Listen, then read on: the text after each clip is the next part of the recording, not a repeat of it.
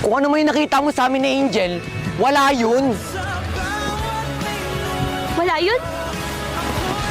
Nakita kita kahapon kasama mo siya. Tapos magka-holding hands pa kayo. Tapos napakasaya mo pa nakasama siya. Wala lang yun? Aksidente lang yun. Aksidente? Pwede pa, Sander? Hindi ako pinanganak kahapon para lukuhin mo.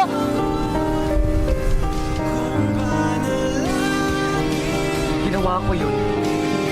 Kasi pagod na ako sa'yo. Lumabas din yung totoo. Pagod?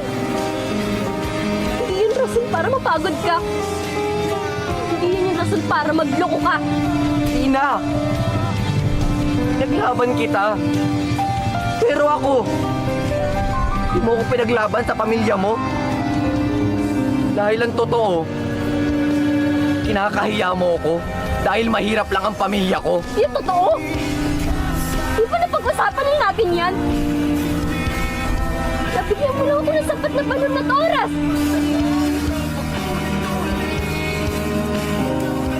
Ina, pagod na ako.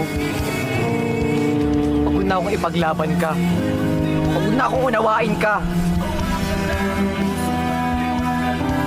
Pagod na akong mahalin ka. Mas maigi pa.